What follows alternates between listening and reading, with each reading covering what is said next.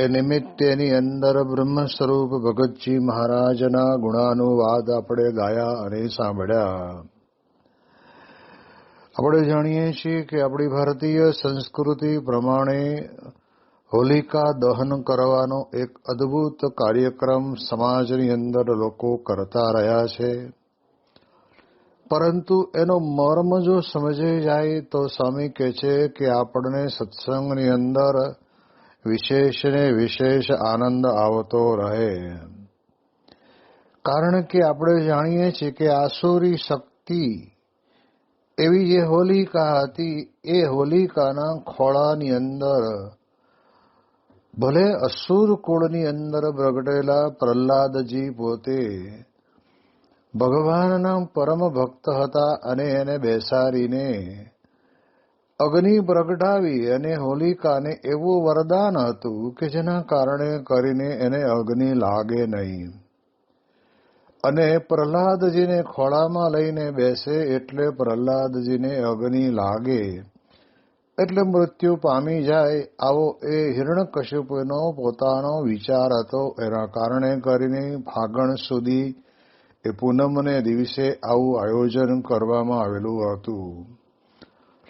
પરંતુ આપણે અનાદિકાળથી જોતા આવ્યા છીએ, જેમ શ્રીમદ ભગવદ્ ગીતાની અંદર પણ કૃષ્ણ ભગવાન આપણને દૈવી અને આસુરી બે પ્રકારના જીવ હોય છે એની પણ આપણને વાત કરે છે. એમ ભગવાનનું ભજન કરનારો ભલે ગમે તે કુળની અંદર પ્રગટ્યો હોય પણ એને પોતાના જીવનની અંદર ભગવાન અને સંતની વિશેષ અતિશય દ્રઢ પ્રીતિ હોય તો એ ભગવાનનો પરમ ભક્ત કહેવાય છે. જેમ આપણે જાણીએ છીએ કે રોહિદાસ ભક્ત પોતે આ પ્રમાણે જાણીએ તો એની જ્ઞાતિની સામું આપણે જોવાનું નથી, પરંતુ એ ભગવાનનું કેવું અદ્ભુત ભજન કરતા હતા કે જેના કારણે કરીને મીરાબાઈ જેવા પણ એ રોહિદાસ ભક્તને ગુરુ તરીકે સ્વીકારે અને એમનો સમાગમ પણ કરતા. તો ભક્ત બીજ પલટે નહીં જો જુગ જાય અનંત, ઊંચ નીચ ઘેર અવતરે આખર સંતનો સંત. એમ ભક્ત પ્રહલાદ પોતે ભગવાનના ભક્ત હતા. એટલે જેને રામ રાખે એને કોણ ચાખે એને કહેતા એને કોણ મારી શકે. એટલે હોલિકા પોતે ત્યાં આગળ પ્રહલાદને ખોળામાં લઈને બેઠી છે ત્યારે હોલિકા પોતે બળી ગઈ પણ પ્રહલાદના શરીર ઉપર લેશ માત્ર પણ કહેવાય છે કે અગ્નિનો અંગારો અડ્યો નહીં. એટલે એના ઉપરથી સમજી લેવાનું કે આસુરી શક્તિ ઉપર દૈવી શક્તિનો હંમેશને માટે વિજય થતો હોય છે. કારણ કે દૈવી શક્તિનો સમાજની અંદર ઘણો બધો એવો વર્ગ હોય છે કે જે એનો વિરોધ કરતું હોય.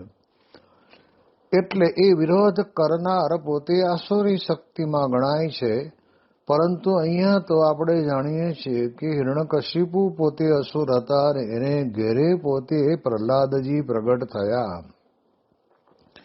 તેમ છતાં પણ નારદ મુનિ જેવા સંતના સમાગમના કારણે કરીને ગર્ભની અંદર રહીને ભગવાન અને ભગવાનના સંતના મહિમાની વાતો સાંભળીને એમણે નક્કી કરી લીધેલું કે જીવનની અંદર ભગવાનની જ ભક્તિ કરવી અને સર્વનો આધાર તો એક માત્ર ને માત્ર ભગવાન અને કાં તો ભગવાનના પરમ એકાંતિક સત્પુરુષ હોય છે.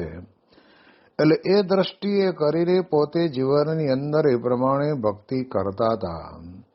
જ્યારે હિરણ્યકશિપુ પોતે ત્યાં આગળ પુષ્કળ પ્રમાણમાં એનો વિરોધ કર્યો, અપરંપાર મારી નાખવાના પ્રયત્નો કર્યા, પણ એ દૈવી શક્તિ હતી, દૈવી ભક્તરાજ હતા. એટલે આસુરી શક્તિનો લેશ માત્ર ત્યાં આગળ એનો ઉપાય કામમાં ન આવ્યો અને ભક્ત પ્રહલાદની ભગવાને રક્ષા કરી.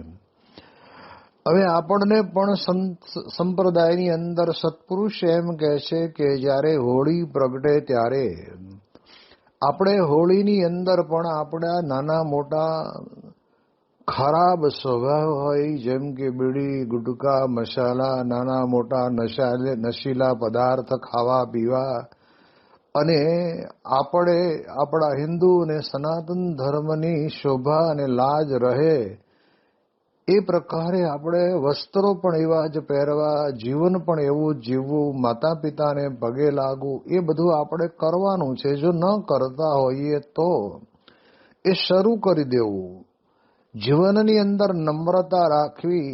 ક્રોધ છે, કામ છે, લોભ છે, આ પ્રકારના જે બધા દોષો પડ્યા છે, જેને શ્રીમદ ભગવદ્ ગીતાની વિશે 3 નરકના દ્વાર કીધા છે, તો એનો ત્યાગ કરી દેવો. એને આ પ્રગટેલી હોળીની અંદર આપણે અંદર નાખી દઈએ એટલે એ બધું દૂષણો દૂર થઈ જાય.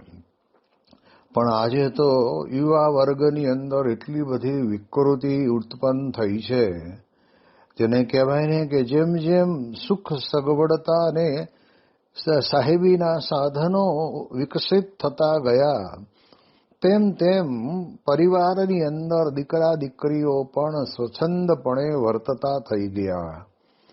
જો ખરેખર માતા પિતાને રાજી કરવા હોય, ખરેખર પોતાના કુટુંબને ઉજ્જવળ કરવું હોય, તો આવી પ્રકારના ટૂંકા વસ્ત્ર પહેરવાની ખરાબ ટેવ, પછી જેને આપણે જાણતા ન હોય એવી એક બી વ્યક્તિઓની દીકરી કે દીકરા એની સામે નજર નાખીને જ્યારે આ પ્રમાણે રહેતા હોય છે, અને એમાં એની જિંદગી બરબાદ થતી હોય છે. એટલે એવા દૂષણોને પણ દૂર કરીને આ હોળીની અંદર પધરાવી દેવા. અને એટલા જ માટે આ હોલિકા દહનની વાત ચાલે છે, ત્યારે આપણે આ પ્રસંગ નિમિત્તે ભગતજી મહારાજને આપણે યાદ કરીએ. ભગતજી મહારાજ પોતે ગુણાતીતાનંદ સ્વામીની આજ્ઞાથી ઘણી બધી સેવાઓ કરી, પરંતુ કહેવાય છે કે ફૂલદોલનો જ સમય હતો, અને આપણે જાણીએ એ પ્રમાણે સ્વામી પોતે ખેતરની અંદર જ્યાં આપણું આંબાવાડિયું હશે ત્યાં આગળ પધારેલા. અને તે વખતના સમયની અંદર ગુણાતીતાનંદ સ્વામી પોતે નામ દઈને ભગતજી મહારાજને આંગળી ચીંધીને કહેતા નથી, પરંતુ ભગતજી મહારાજ સમજે છે કે આમાં સ્વામીની પોતાની મરજી શું છે.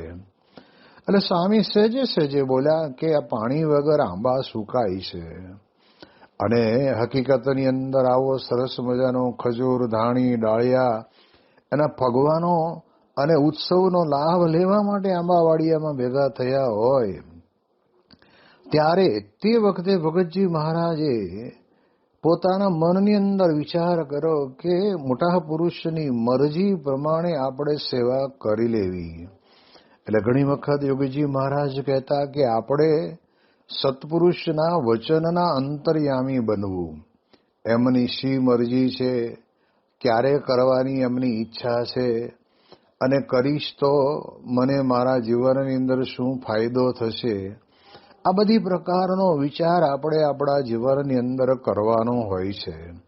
એટલે એના કારણે કરીને તે વખતના સમયની અંદર ભગતજી મહારાજ તો જો ધારે તો પોતે તે વખતે સ્વામીને એમ પણ કહેત કે સ્વામી ચાલો હું આ આપની મરજી સમજીને આંબાની અંદર આંબાના છોડને 5-5 માટલા ભરીને પાણી રેડી દઉં, તો બીજા 5-10 જણા મારી જોડે આવે તો બધા જલ્દી કામ પૂરું થાય અને બધાને અમને કથા વાર્તા સાંભળવાનો લાભ મળે. એવો વિચાર ભગતજી મહારાજને નથી આવ્યો, કારણ કે યોગીજી મહારાજ કહેતા કે ગુરુ આજ્ઞા હ વિચારણીયા, કહે છે કે વિચાર્યા વગર જ ગુરુ આજ્ઞા. આ તો આજ્ઞા નહીં, આ તો ખાલી માત્ર ને માત્ર સ્વામી પોતે આવા શબ્દ ઉચ્ચાર્યા. અને તે વખતના સમયની અંદર આપણે જાણીએ એ પ્રમાણે ભગતજી મહારાજે કોઈને ન કીધું, નહીંતર આવ્યા હતા તો ઘણા બધા. હવે મજાની વાત તો એ આવે છે કે આટલું બધું પાણી એના દેગડા લાવીને માટલા ભરીને પાણી તો પાઈ દીધું.